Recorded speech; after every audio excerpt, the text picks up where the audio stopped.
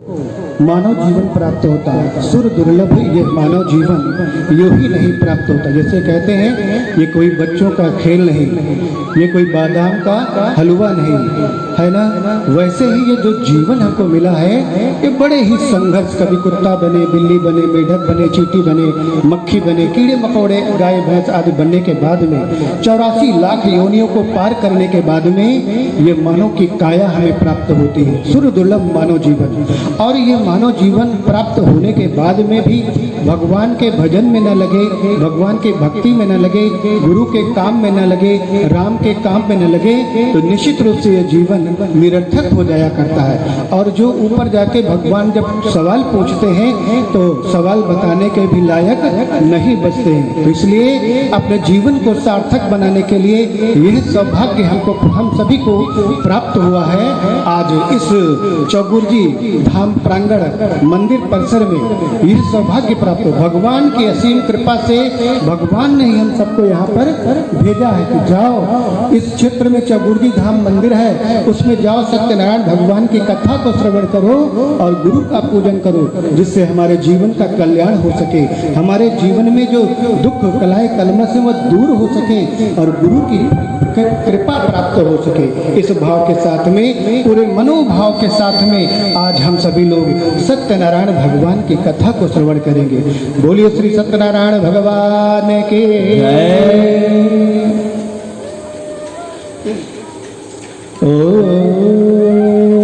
सभी लोग सुखासन यानी जिसमें हमको आराम मिलता हो उस आसन में बैठकर ओम की ध्वनि का 3 बार उच्चारण करेंगे और ध्यान करेंगे कि हमारे अंदर जो भगवान आत्मा में विराजमान है वो जागृत हो रही है और हमारे अंदर की छटाई कटाई कर रही है।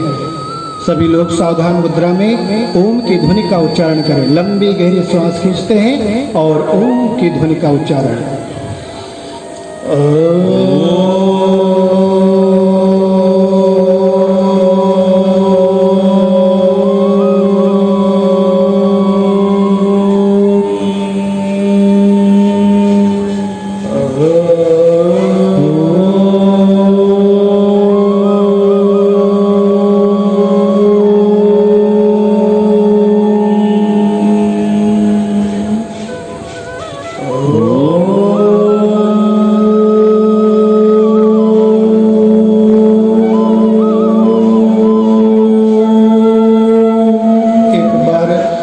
गायत्री महान मंत्र का एक बार हम सभी लोग सस्वर उच्चारण करते हैं।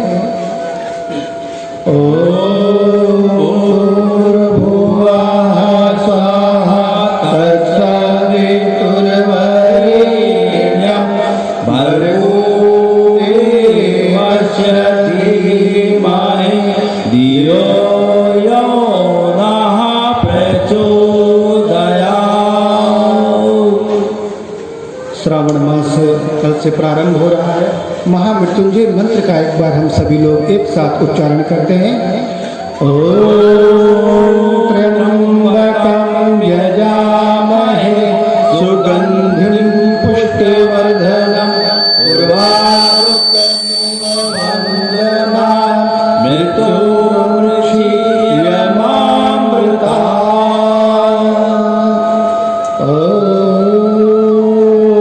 भगवान विष्णु का हम सभी लोग ध्यान करें। ओम नमो भगवते वासुदेवाय नमः। ओम नमो भगवते वासुदेवाय नमः। ओम नमो भगवते वासुदेवाय। वासुदेवस्य वासितं भुवन्त्रयं सर्वभूतनिवासासि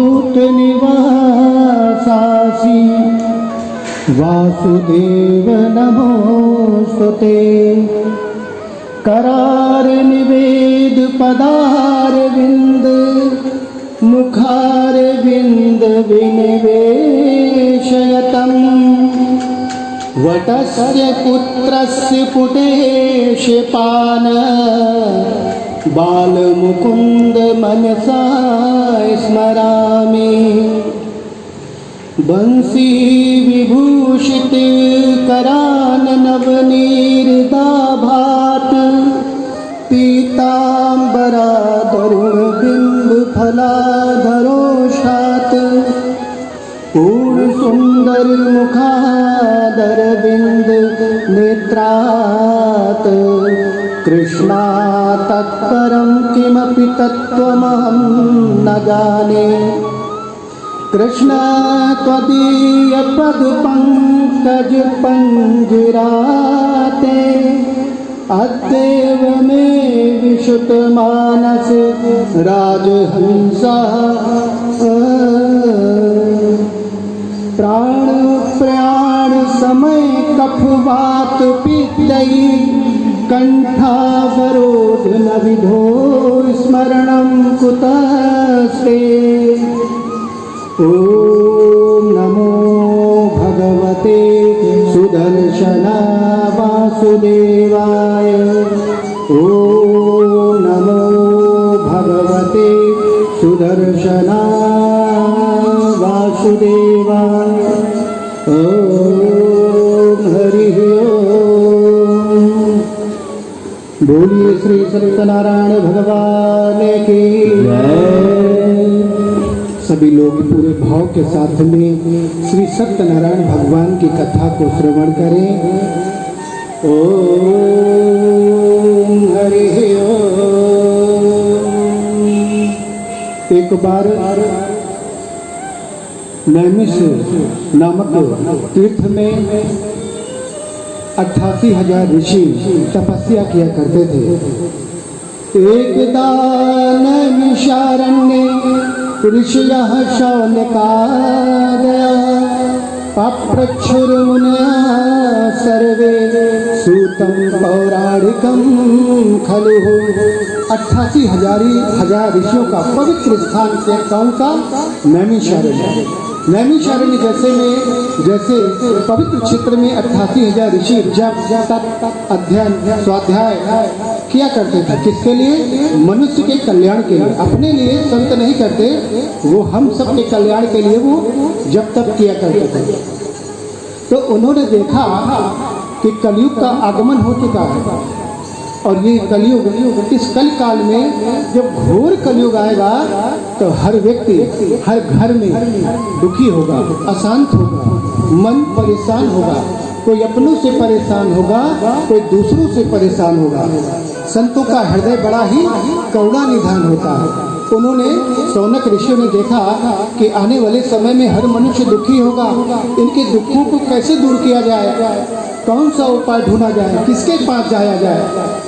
तो उनके मन में आया, शौनक ऋषियों के मन में आया कि उपाय एक ही जगह है, गुरु के दरबार में। जिस प्रकार से आज हम सभी लोग यहाँ गुरु पूर्णिमा के रूप में यहाँ पर आए हुए उपस्थित हुए, तो संतों के मन में आया, शौनक ऋषियों के मन में आया कि गुरु के दरबार में चले, वही उपाय बताएंगे कि मनुष्य जो इस धरती पर मृत्यु लोक में है, जो दुख प्राप्त कर रहे हैं, उनके दुखों को कैसे दूर किया जाए, उन्हीं के पास चलना पड़ेगा। क्योंकि एक ही दरबार इस मृत्यु लोक में है, कौन सा?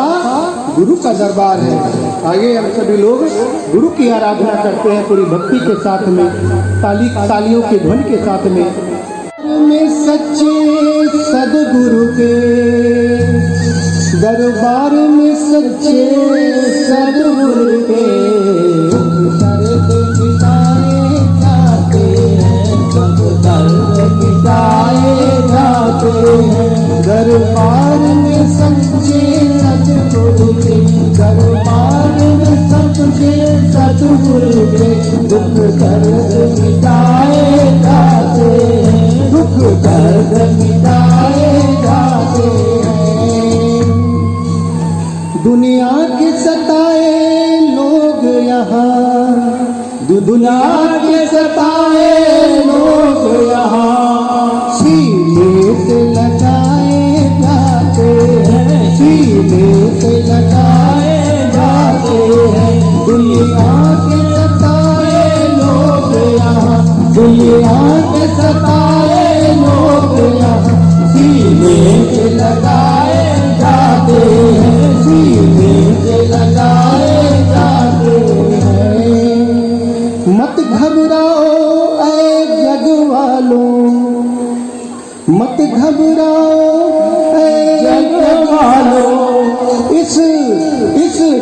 पर शीश झुकाने, इस दर पर शीश झुकाने, इस दर पर शीश झुकाने। मत घबराओ ऐ जगवालो, मत घबराओ ऐ जगवालो, इस दर पर शीश झुकाने, इस दर पर शीश झुकाने। भर भर के जाम सत्कर्मों के, भर भर के जाम सत्कर्मों के, यहाँ रोज पिलाए जाते यहाँ रोज पिलाए जाते, यहाँ रोज पिलाए जाते। भर भर के जाम सत्कर्मों के, भर भर के जाम सत्कर्मों के, यहाँ रोज पिलाए जाते, या रोज पिलाए जाते। दरबार में सच्चे सतगुरु के, दरबार में सच्चे सतगुरु के दुख दर्द मिटाए जाते, दुख दर्द मिटाए जाते। शौनक ऋषियों ने सोचा कि एक ही दरबार है, कौन सा? गुरु का दरबार है। चलो गुरु के दरबार में चलते हैं, उन्हीं से कोई उपाय पूछते हैं कि इस मृत्यु लोक में जो प्राणी दुख को प्राप्त कर रहे हैं कैसे दूर होंगे। तब तक सूत जी महाराज का आगमन होता है। शौनक ऋषियों ने प्रणाम करते हैं उनको, हे ऋषिवर, हे गुरुदेव, आपको प्रणाम है। कहा बताओ शौनक ऋषि क्यों इतना चिंतित हो, परेशान हो? कहा हे गुरुवर, आज का मनुष्य हर मनुष्य दुखी है। इस कलिकाल में, इस घोर कलयुग में हर घर में लोग दुखी हैं। कोई उपाय हो बताओ, कोई उपाय हो बताओ। तो भगवान कहने लगे, तो शौनक ऋषियों ने कहा, सूत जी महाराज ने कहा एक ही उपाय है। कहा कौन सा? कहा कि एक बार देवर्षि नारद विभिन्न लोकों में भ्रमण करते रहते हैं, विभिन्न लोकों में भ्रमण करते रहते हैं, और भ्रमण करते करते वो धरती पर आते हैं, और जब सब कुछ देखते हैं तो विष्णु भगवान से वो प्रश्न पूछते हैं। वही वृत्तांत हम आपको फिर ऋषिगण बताते हैं। सूत जी महाराज ने शौनक ऋषियों से कहा, वे समय समय पर भूतल पर, कौन? देवर्षि नारद समय समय पर लोगों की दुख दूर करने के लिए, चाहे दैत्य हो चाहे देवता हो, सबका भला चाहने वाले देवर्षि नारद थे। वे समय समय पर भूतल पर विचरण करते रहते हैं, विचरण करते रहते। वे समय समय पर भूतल पर, वे समय समय पर भूतल पर विचरण करते रहते। सबको जब दुखी देखते थे कि सब मनुष्य प्राणी दुखी हैं, उनके निवारण के लिए उपाय उनके मन में आता था, कैसे दूर किया जाए। भव आतप से पीड़ित जन की, जैसे सभी दुखी देखा, जल्दी भव आतप से पीड़ित जन की चर्चा श्री हरि से करते, चर्चा श्री हरि से करते। भव आतप से पीड़ित जन की, भव आतप से पीड़ित जन की चर्चा श्री हरि से करते थे। उनके मन में एक दिन आया एक विचार, दुखी दरिद्री मनुज का कैसे हो उद्धार, दुखी दरिद्री मनुज का कैसे हो उद्धार। कहा देवर्षि नारद विविध लोकों में भ्रमण करते करते करते करते उन्होंने देखा, इस मृत्यु लोक में आते हैं और मृत्यु लोक में आकर के देखते हैं कि हर घर में व्यक्ति दुखी है, दुख को प्राप्त कर रहा है। रामायण का पाठ करता लेकिन फिर भी दुखी है, वो गीता का अध्ययन करता फिर भी दुखी है, रामायण पढ़ता लेकिन राम और भरत का प्रेम भूल जाता है, गीता पढ़ता है गीता का उद्देश्य भूल जाता है। हर घर में कलह मची हुई है। यही कलयुग है, यही कलयुग है। और इस कलिकाल में कौन सा ऐसा व्रत, कौन सा ऐसा तप है। अब तो एक ही उपाय है, विष्णु धाम वैकुंठ धाम में विष्णु श्री हरि के चरणों में उपाय ढूंढते हैं मनुष्य के कल्याण के लिए। और जो देवर्षि नारद है वो चल देते हैं विष्णु के दरबार कि अब तो यही एक दरबार है जहाँ से ये मनुष्य जीवन के कल्याण का कोई उपाय मिलेगा। और जब नारद जी आते हैं तो नारायण नारायण का गान करते हुए हम सभी लोग नारायण का गान करेंगे और अपने मुख को शुद्ध करेंगे। काल निकलता है तो मुख शुद्ध हो जाया जाता है। हम सभी लोग नारायण का गान करेंगे। देवर्षि नारद विष्णु धाम की ओर चल पड़ते हैं। श्रीमन नारायण नारायण नारायण श्रीमन नारायण नारायण नारायण श्रीमन नारायण नारायण नारायण श्रीमन नारायण नारायण नारायण। सभी लोग अपने मुख से नारायण का सम्मान करें ताकि हम सबका मुख पवित्र हो जाए। नारायण नारायण लक्ष्मी नारायण नारायण नारायण लक्ष्मी नारायण नारायण नारायण बद्री नारायण नारायण नारायण बद्री नारायण नारायण नारायण सत्य नारायण नारायण नारायण सत्य नारायण नारायण नारायण श्रीमन नारायण नारायण नारायण श्रीमन नारायण नारायण नारायण। नारायण नारायण का उद्घोष करते हुए देवर्षि नारद विष्णु के दरबार पहुंचते हैं और प्रणाम करते हैं। कहते हैं कि हे विष्णु भगवान, आज मनुष्य दुखी है, बहुत दुख प्राप्त कर रहा है। हर प्रकार से उसके संकट के बादल उसके ऊपर छाए हुए हैं। हर प्रकार से का कैसा दुख, का कोई तन दुखी, कोई मन दुखी, कोई तन से दुखी है, कोई मन से दुखी है, कोई तन दुखी, कोई मन दुखी, कोई धन बिन रहत उदास। किसी के पास धन की कमी है, का थोड़ा थोड़ा सब दुखी। कोई ना कोई बाधा हर व्यक्ति के जीवन में है, हर व्यक्ति दुखी है। इस कलकाल में, कलयुग में हर व्यक्ति दुखी है। कहा का सुखी कौन? का सुखी राम का दास, जो भगवान की भक्ति में लगा रहता है। भगवत प्रेमी जो होते हैं उनके मन वही सुखी है इस कलयुग में। विष्णु भगवान ने कहा तो कहा हे विष्णु भगवान, कोई उपाय बताओ। आज का मनुष्य जो दुख प्राप्त कर रहा है, कोई छोटा सा उपाय बताओ। आज के मनुष्य के पास समय का अभाव है, हर व्यक्ति बिजी है। तो कहा कि भगवत कथा कराएंगे, साप्ताहिक कथा, लाखों रुपया खर्च होगा। राम कथा सुनेंगे, लाखों, और समय भी बहुत लगेगा। तो छोटा सा एक व्रत है, अनुष्ठान है। कहा कौन सा? का सत्यनारायण भगवान की कथा है। थोड़े समय में और थोड़े धन से ये कथा श्रवण की जा सकती है। और जो ये कलिकाल में इस कथा को श्रवण करेगा उसके दुख दूर हो जाएंगे। तो नारद जी ने कहा किम फलम किम विधानम च कृतम केनैव तद्व्रतम तत्सर्वं विस्तराद ब्रूहि कदा कार्यम व्रतम प्रभु। हे विष्णु भगवान, आप सत्यनारायण भगवान का पूरा विस्तार बता दीजिए। इसका फल क्या है, इसका विधान क्या है, और किन किन लोगों ने इस कथा को श्रवण करके अपने जीवन को बदल लिया। तो कहा ठीक है, पूरा वृत्तांत हम बनाएंगे। हे देवर्षि नारद, ध्यान से सुनो।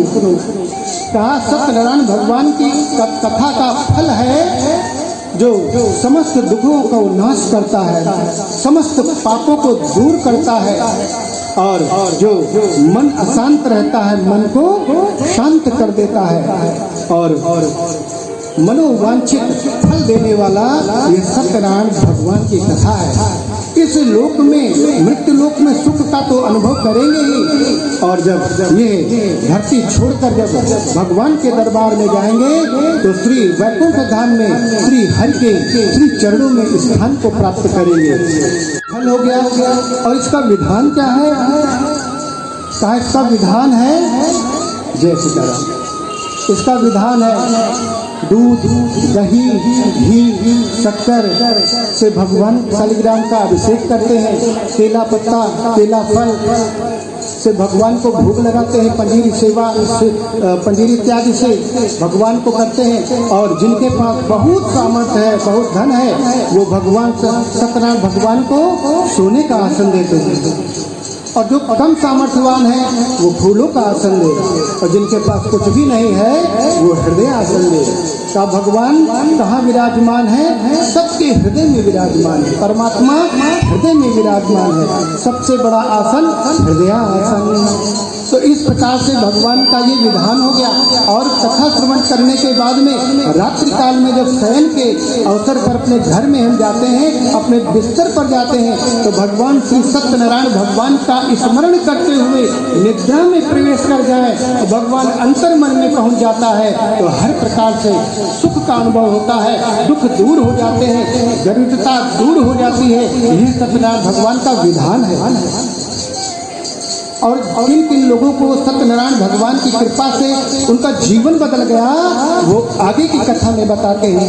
और कहा कि कोई भी हे दिवस नारद, इस मृत्यु लोक में तुम जाओ और सबको बता दो, कोई भी छोटी बड़ी पूजा हो, विवाह आदि संस्कार हो, हर जगह सत्यनारायण भगवान को पहुंचा दो, जिससे हर मनुष्य का कल्याण हो सके। तो देवर्षि नारद ने कहा, भगवान ये समझ गए, सब कुछ समझ गए। विवाह आदि, वास्तु शांति, गृह प्रवेश में हम मुहूर्त देखा करते हैं। सत्यनारायण भगवान की कथा श्रवण करने का कोई मुहूर्त हो वो भी बता दो, कोई शुभ मुहूर्त हो। तो भगवान उवाचा है, भगवान कहते हैं, आपकी आती है, मैं तेरे दर पर आता, जब याद आपकी आती है, मैं तेरे दर पर आता हूँ, जब याद आपकी आती है, मैं तेरे दर पर आता हूँ, मैं तेरे दर पर आता हूँ। अपने सुख दुख चाहे ठाकुर, अपने सुख दुख चाहे ठाकुर, मैं दोनों तुम्हें सुनाता, जब याद आपकी आती है, मैं तेरे दर पर आता, जब याद आपकी आती है, मैं तेरे दर पर आता हूँ। विष्णु भगवान ने नारद जी से कहा, जब भी विष्णु रूप में नारायण को याद करोगे वही तुम्हारा शुभ दिन हो जाएगा। इसमें कोई भी शुभ दिन नहीं, तो जो भी दिन हो, कोई भी वार हो, कोई भी तिथि हो, हर दिन विष्णु भगवान को याद करके जिस कथा को श्रवण करता है वही शुभ दिन हो जाता है। और जो भी पुण्य प्राप्त होगा वो सब उसको लाभ प्राप्त होंगे। इसमें सब मुहूर्त ही हो जाता है, सब शुभ मुहूर्त हो जाता है। तो कहा कि हे देवर्षि नारद, सब कुछ विधि विधान तुम समझ चुके हो, जान चुके हो, अब जाओ इस मृत्यु लोक में जाओ और सबको बता दो जाके, हर घर घर में एक कथा हो, सत्यनारायण भगवान की कथा हो, जिससे इस कलिकाल में एक छोटा सा इस कलयुग में अनुष्ठान है, व्रत है सत्यनारायण भगवान का। और जो सत्यनारायण भगवान का इस कलयुग में श्रवण करेगा उनकी कथा को, उनके जीवन में खुशियां आ जाएंगी, धन धान की प्राप्ति होगी, बंधु बांधवों के साथ में कथा को श्रवण करेंगे तो इस जीवन में तो सुख का अनुभव करेंगे ही, और अंत में श्री हरि के श्री चरणों में स्थान को प्राप्त करेंगे। बोलिए श्री सत्यनारायण भगवान की। स्कंद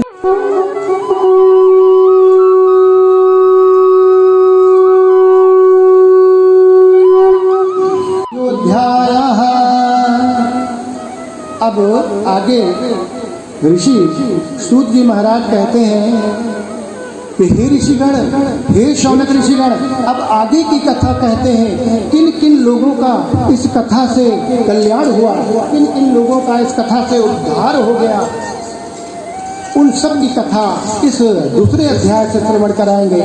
तो कहा कि हे ऋषिगण, ध्यान से सुनिए, ये कथा समस्त दुखों को दूर करने वाली है, समस्त कष्टों को दूर करने वाली है।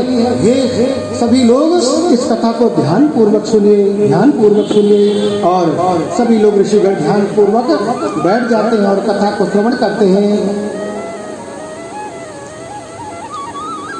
का ध्यान लगाकर सुन लो सब जन, ध्यान लगा कर सुन लो सब जन, यह कथा लोक हितकारी है।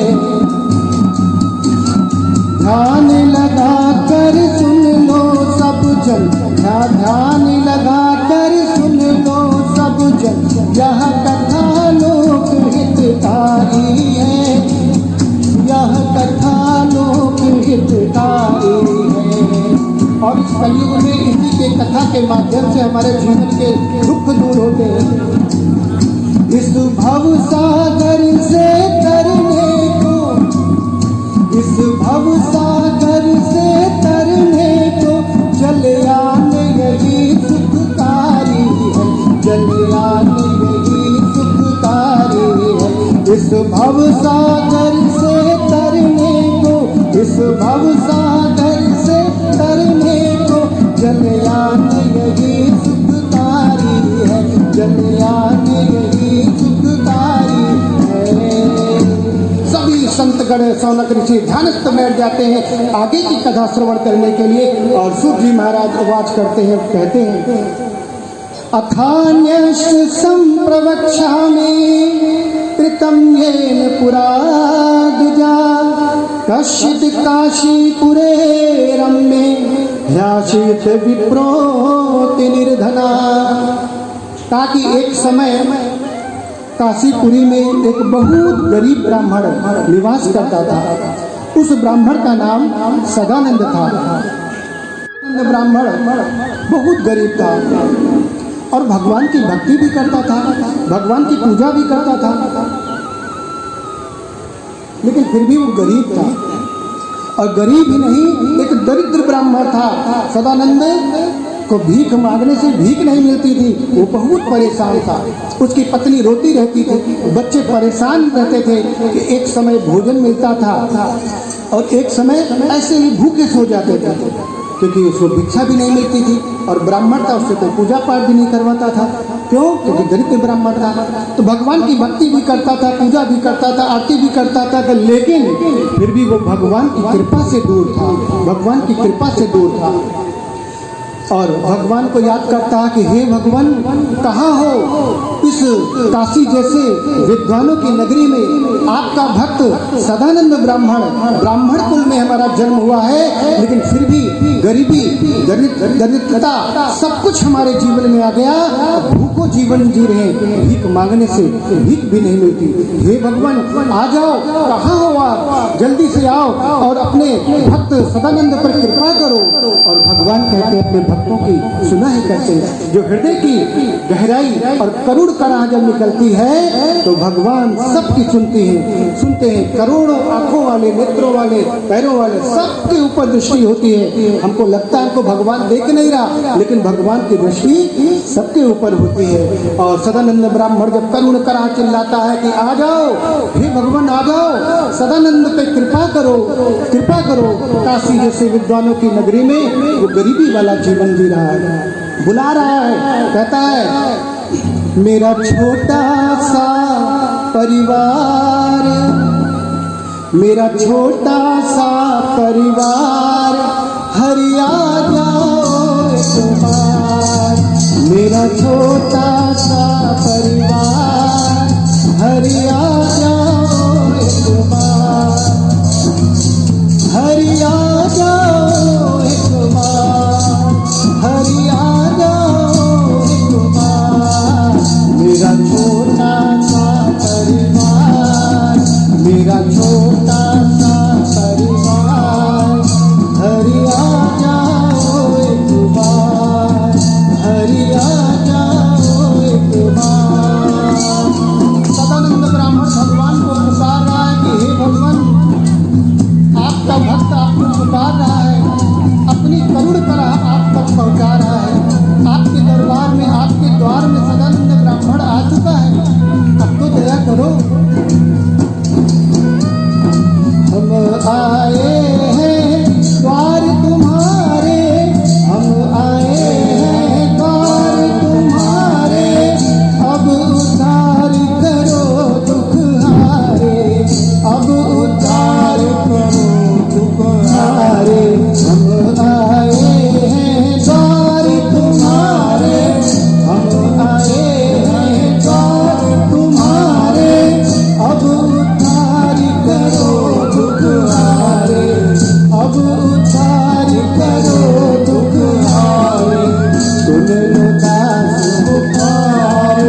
सुरन सुन मेरा पुकार भगवन आ जाओ एक बार आ जाओ एक बार मेरा छोटा सा परिवार मेरा छोटा सा परिवार हरि आ जाओ एक बार हरि आ जाओ एक बार।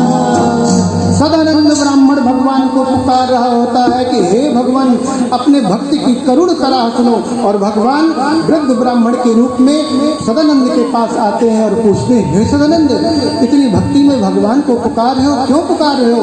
सदानंद कहता है कि हे ब्राह्मण देवता, ब्राह्मण कुल में हमारा जन्म हुआ, काशी जैसे विद्वानों की नगरी में हम रहते हैं, भगवान की भक्ति भी करते हैं, लेकिन फिर भी हम गरीब हैं, भिक्षा मांगने पर भीख भी नहीं मिलती है, परिवार परेशान है, पत्नी रोती रहती है, बच्चे परेशान हैं, कोई उपाय हो ब्राह्मण देवता तो बताइए। तो ब्राह्मण देवता कहते हैं एक उपाय है सदानंद का, कौन सा? का सत्य नारायण भगवान की शरण में आ जाओ, जिनका सत्य रूप है, सत्य रूप में भगवान को वर्ण कर लो, तुम्हारे जीवन से दुख दूर हो जाएंगे, कलह दूर हो जाएंगे, जन्म जन्मांतरों के जो पाप हैं, कलह कलमश हैं, वो सब दूर हो जाएंगे और खुशियों वाला जीवन होगा, मनोवांछित फल प्राप्त होगा और इस जन्म में सदानंद सुख को भोगोगे ही और अंत समय में वैकुंठ धाम में भगवान श्री हरि के चरणों में स्थान प्राप्त करोगे। तो सदानंद बहुत खुश हुआ, अरे ये ऐसा व्रत है, अरे जल्दी से ब्राह्मण देवता बताओ, हम ये व्रत करेंगे, कथा श्रवण करेंगे।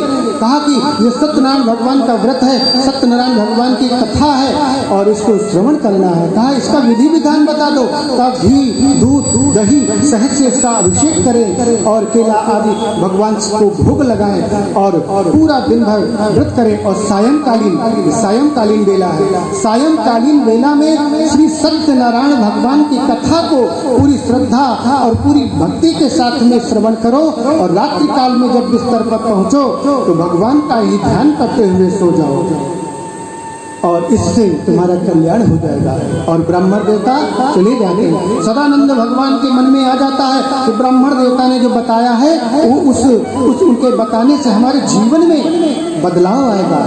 और फिर वो अपने घर की ओर जाते हैं और मन में संकल्प कर लेते हैं अपने मन में कि घर पहुंचकर प्रातः काल जो सुबह उठेंगे हम स्नान इत्यादि करने के बाद में भगवान और क्योंकि सदानंद बहुत गरीब था, उसके पास धन नहीं था, न कोई सामग्री थी, वो चिंतित परेशान था कि सत्यनारायण भगवान की कथा तो श्रवण करेंगे, महाराज जी ने बता दिया इससे कल्याण होगा, लेकिन ये व्यवस्था कहाँ से होगी, हमारे पास तो रुपया पैसा है नहीं, कैसे क्या होगा। वो सोचते सोचते परेशान घर पहुंचता है, अपनी पत्नी को बताता है, पत्नी खुश होती है लेकिन मन ही मन उदास भी रहती है कि देखो हमारे पति के पास धन तो है नहीं, वो कैसे सत्यनारायण भगवान की कथा को श्रवण करेंगे, कैसे ब्राह्मण देवता को बुलाएंगे, ब्राह्मण देवता को दक्षिणा कैसे देंगे। ये सोचते सोचते अब सदानंद कहता है कोई बात नहीं, ये तो सब भगवान के ऊपर हमने छोड़ दिया, अब ठाकुर जी हमारा उद्धार करेंगे, कन्हैया ही उद्धार करेंगे, अब तो इन्हीं के हाथों में है। अब प्रातः काल होता है, सदानंद ब्राह्मण स्नान करते हैं, स्नान करने के बाद संकल्प करते हैं कि आज पूरा दिन हमारा व्रत रहेगा, सत्यनारायण भगवान का व्रत रहेगा और सायंकालीन वेला में सत्यनारायण भगवान की कथा को श्रवण करेंगे। हे भगवान हमारे पास कुछ भी नहीं है, अब आप ही कुछ करिए, आप ही कुछ करिए, कुछ ऐसा कुछ करिए जिससे कथा सुन सके और हमारी पत्नी जो रोती रहती है उसके दुख दूर हो सके। अब प्रातः काल होने के बाद सदानंद स्नान इत्यादि करने के बाद भगवान ठाकुर जी को ध्यान करता है और मन ही मन भगवान से प्रार्थना करता है, हे भगवान हमारे पास कुछ भी नहीं, गरीबी में इतना सबका टकीला हो गया, कुछ भी नहीं है, भीख मांगने से मिलती भी नहीं है, अब क्या करें, आप ही कुछ करिए। लेकिन मन में वो संकल्प ले चुका था, उसके हृदय में भक्ति जागृत हो चुकी थी, दीपक जल चुका था और वो प्रातःकाल स्नान इत्यादि करने के बाद में नगर की ओर चल देता है भिक्षा मांगने के लिए। क्यों? क्योंकि उसको कथा सुननी थी, उसका व्रत था, पंडित जी को दक्षिणा देनी थी और वो चल देता है पूरी भक्ति में। गोविंद हरे मुरारी, हे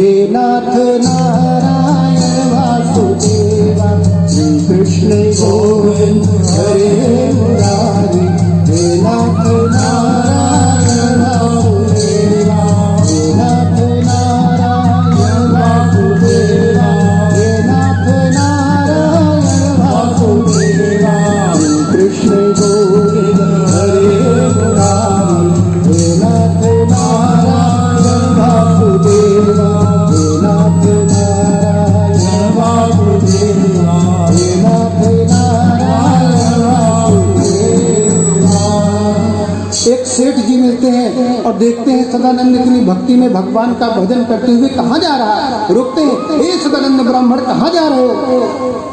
तो कहा कहीं नहीं सेठ जी, आज हमारा व्रत है। हाँ, कैसा व्रत? कहा सत्यनारायण भगवान का आज हमारा व्रत है और सायंकालीन हमको ब्राह्मण देवता को बुलाकर कथा श्रवण करनी है।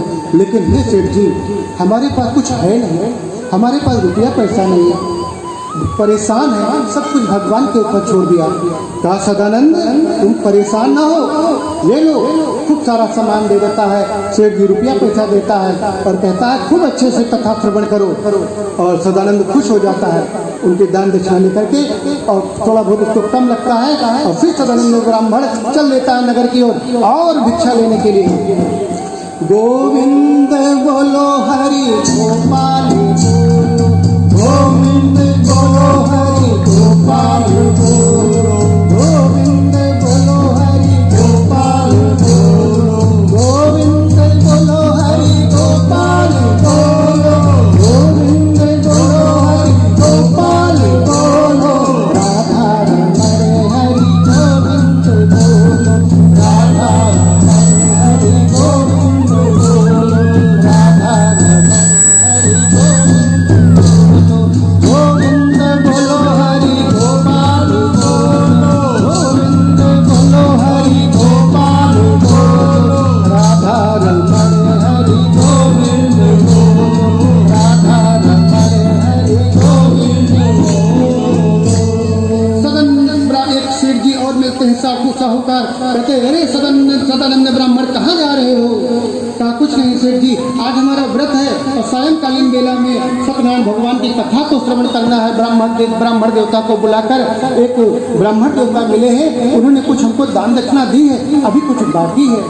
कहा अब कहीं जाने की जरूरत नहीं है, तुम इतनी भक्ति कर रहे हो, भगवान की पूरी भक्ति हृदय से कर रहे हो, हम तुम्हारी भक्ति से खुश हो गए, प्रसन्न हो गए। ये लोग खूब सारा धन देते हैं, खूब सारा फल, घी, दूध, दही, शक्कर सब कुछ दे देते हैं सदानंद ब्राह्मण को और कहते हैं हे सदानंद ब्राह्मण ले जाओ, अब खूब बढ़िया सी कथा सुनो और पूरे गांव में, पूरे नगर में भंडारा कर देना, सबको खूब भर पेट प्रसाद खिलाना और सब जय जयकार करें ठाकुर जी की। और सदानंद ब्राह्मण बहुत खुश हो जाता है, अरे अब तो खूब सारा हमारे पास धन हो गया, खूब सारा फल हो गया, मिष्ठान हो गया, दूध हो गई, दही हो गया, शहद हो गया, सब कुछ हो गया, भगवान का खूब अच्छे से अभिषेक करेंगे और भगवान की पूजा करेंगे, योग्य ब्राह्मण को बुलाकर कथा श्रवण करेंगे और ब्राह्मण जी को खूब सारी दक्षिणा दे करके उसको विदा करेंगे। और जब घर आते हैं सदानंद ब्राह्मण पत्नी को दिखाते हैं और पत्नी खुश हो जाती है, खूब खुश हो जाती है, अरे आज हमारे पतिदेव को इतना सब दान मिल गया और अब तो खूब अच्छे से कथा सुनेंगे और पूरे गांव में प्रसाद बंटवाएंगे। और ब्राह्मण देवता को बुलाते हैं, ब्राह्मण देवता आते हैं, कथा को सुनते हैं, कथा श्रवण करने के बाद खूब सबको भंडारा करते हैं, खूब सबको प्रसाद बांटते हैं, सब खुश हो जाते हैं, सब जय जयकार करते हैं, सदानंद ब्राह्मण की जय हो, सदानंद ब्राह्मण की जय हो, सब जय जयकार होते हैं। और इस प्रकार से सदानंद का जीवन बदल जाता है। सत्यनारायण भगवान की कृपा से उसका जीवन बदल गया, उसके जीवन में खुशियाँ आ गई, खूब बड़ी कोठी बन गई, खूब बड़ा आश्रम सदानंद का बन गया, गैया भैंसी खूब सारी आ गई, खूब सारे नौकर चाकर आ गए और सदानंद का जीवन खुशियों वाला हो गया। उसका एक मित्र था लकड़हारा, वो भी गरीब था, लकड़ियां बेचता था लेकिन बिक्री ज्यादा नहीं होती थी। वो देखता है कि सदानंद ब्राह्मण आजकल इस नगर में भीख मांगने नहीं आ रहे, कहाँ रह गए, जीवित तो है, ठीक तो है, चलो अपने मित्र का हालचाल लेते हैं। जब कोई मित्र काफी समय तक दिखता नहीं तो लोग सोचने लगते हैं, मन में तरह तरह के ख्याल आने लगते हैं। और लकड़हारा चल देता है अपने मित्र से मिलने के लिए, नगर में पहुंचता है, कहता है कि एक व्यक्ति मिलता है कि आजकल सदानंद ब्राह्मण दिखाई नहीं पड़ते, पहले भीख मांगने आया करते थे, आजकल आते ही नहीं। तो वो जो कोठी बनी है खूब ऊंची, वो कोठी जो सदानंद ब्राह्मण की है। तो लकड़हारा देखता कि अरे वो वाले नहीं, सदानंद वो जो भिखारी हैं, जो भीख मांगते हैं, भीख मांग के अपने घर का पालन पोषण करते हैं, उन सदानंद की बात करते हैं। व्यक्ति कहता है अरे मैं वही सदानंद की बात कर रहा हूँ जो ऊंची कोठी बनी है, ये सदानंद की है। तो ऊपर देखता है अरे इतनी बड़ी ऊंची कोठी, उसको विश्वास नहीं होता लकड़हारे को कि इतनी ऊंची कोठी ब्राह्मण देवता सदानंद की। कहा चलो ठीक है देखते हैं। और जब उसके कोठी के पास पहुंचते हैं तो सदानंद ब्राह्मण भगवान श्री सत्यनारायण भगवान की कथा को श्रवण कर रहे होते हैं, पूजा में लगे होते हैं। लकड़हारा पहुंचता है, देखता है अरे ये तो वही सदानंद ब्राह्मण है, वहीं बैठ जाता है, बाहर प्रणाम करता है। और जब कथा पूरी हो जाती है सदानंद आता, अरे मित्रवर लकड़हारे तुम? हाँ सदानंद, आपका हालचाल लेने आए थे। प्रसाद देता है, लकड़हारा प्रसाद को ग्रहण करता है और फिर लकड़हारा कहता है कि कैसा चमत्कार हो गया सदानंद, तुम तो गरीब थे, भीख मांगते थे और आज ये तुम्हारा जीवन एकदम से बदल गया। इतनी बड़ी कोठी हो गई, इतना बड़ा आश्रम हो गया और ब्रह्मचारी आपके वेदाध्ययन भी करते हैं, नौकर चाकर हो गए, गाय भैंस सब आ गई आपके वहाँ, कैसे क्या हुआ? तो सदानंद ब्राह्मण कहता है मेरा आपकी कृपा से, मेरा आपकी कृपा से सब काम हो रहा है, मेरा आपकी कृपा से सब काम हो रहा है। करते हो तुम कन्हैया, करते हो तुम कन्हैया, मेरा नाम हो रहा है, मेरा आपकी कृपा से सब काम हो रहा है, मेरा आपकी कृपा से सब काम हो रहा है। ये तो सब जो भी तुम देख रहे हो लकड़हारे, जो भी ये सब मेरा कुछ भी नहीं है, ये तो सब ठाकुर जी का दिया हुआ है, सब कन्हैया का दिया हुआ है, उन्हीं का है, हमारा इसमें कुछ भी नहीं है, जब चाहेंगे ले लेंगे। तो कहा अरे ये कैसे सब आपको मिल गया? ये कहा सत्यनारायण भगवान की कृपा से सब कुछ हमको प्राप्त हुआ है। तो आपकी गरीबी सत्यनारायण भगवान ने दूर कर दिया। अगर मैं ये सत्यनारायण भगवान का व्रत करूं, इनकी कथा को श्रवण करूं, तो क्या मेरी भी गरीबी दूर हो जाएगी? सदानंद ब्राह्मण ने कहा बिल्कुल, तुम्हारी भी गरीबी दूर हो जाएगी। पूरी श्रद्धा और भक्ति के साथ में जो सत्यनारायण भगवान की कथा को श्रवण करता है, श्री सत्यनारायण भगवान का व्रत करता है, उसकी गरीबी दूर हो जाती है, मनोवांछित फल को प्राप्त करता है। लकड़हारा कहता है ठीक है, हम तो लकड़ी बेचने वाले हैं, हमको तो कुछ आता जाता है नहीं, कोई उसका विधि विधान हो, करने का विधान हो, वो सब कुछ हमको बता दो। हे सदानंद ब्राह्मण, सदानंद ब्राह्मण लकड़हारे को सारा विधि विधान बताता है। घी, दूध, दही, शक्कर से अभिषेक करो, सिवाय आटा का, सिवाय उसके चूड़ा से, उसका केला इत्यादि फल मिष्ठान से उसको भोग लगाओ। और श्री सत्यनारायण भगवान को, श्री योग्य ब्राह्मण को बुलाकर कथा को श्रवण करते हैं। और सायंकालीन बेला में श्री सत्यनारायण भगवान का ही ध्यान करते हुए शयन की स्थिति में पहुंच जाए, ये इसका विधान है। तो कहा सारा विधान लकड़हारा समझ जाता है, कहता ठीक है ये हम भी करेंगे, कल प्रातः काल हम भी स्नान इत्यादि करने के बाद में व्रत रखेंगे और सायंकालीन बेला में योग्य ब्राह्मण को बुलाकर श्री सत्यनारायण भगवान की कथा को श्रवण करेंगे। और लकड़हारा उनको सदानंद ब्राह्मण को प्रणाम करता है और अपने घर की ओर जाता है और अपनी पत्नी को बताता है। वो भी खुश हो जाती है, पत्नियां जब पति का जब हालचाल वो अच्छा जिसके दिन बदलने वाले हो खुश हो जाती है, वैसे ही वो भी खुश हो गई कि अब लकड़हारे का भी दिन बदल जाएंगे।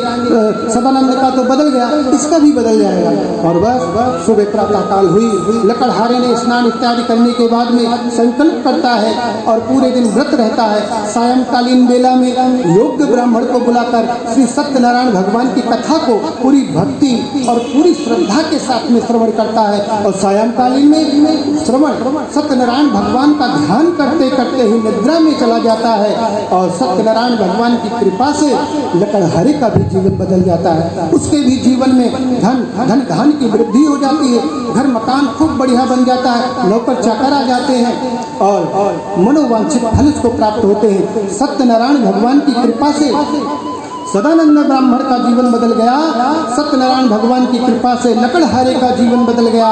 इस प्रकार से इस मृत्युलोक में जो कोई भी पूरी भक्ति और श्रद्धा के साथ में श्री सत्यनारायण भगवान की कथा को श्रवण करता है, इस मृत्युलोक में उसके भी जीवन बदल जाया करते हैं, धन धान की प्राप्ति होती है और संकट दूर हो जाते हैं, पाप मुक्त हो जाता है और इस जन्म में तो सुख भोगता ही है, अंत समय में श्री हरि के श्री चरणों में स्थान को प्राप्त करता है। बोलिए श्री सत्यनारायण भगवान के स्कंद पुराणे रेवाखंडे श्री सत्यनारायण व्रत कथायां द्वितीयोऽध्याय।